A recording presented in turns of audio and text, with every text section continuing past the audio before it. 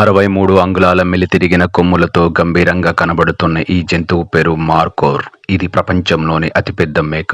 ఇది కాప్రా ఫాల్కనరీ కుటుంబానికి చెందినది. మార్కోర్ అనేది పర్షియన్ భాష నుండి పుట్టిన పదం. మార్కోర్ అంటే పాములు తినేవాడు అనే అర్థం. ఇవి ఎక్కువగా తుర్కెనిస్తాన్, ఉజ్బెకిస్తాన్, తజికిస్తాన్, ఆఫ్ఘనిస్తాన్, పాకిస్తాన్ మరియు భారత్ లోని జమ్మూ కాశ్మీర్ లో ఎక్కువగా నివసిస్తాయి. ప్రస్తుతం భారత్ లో వీటి సంఖ్య 200 నుంచి 300 మాత్రమే ఉన్నాయి. 2015 సంవత్సరంలో IUCN వీటిని అంతరించిపోతున్న జంతువులలో రెడ్ లిస్ట్ లో చేర్చింది.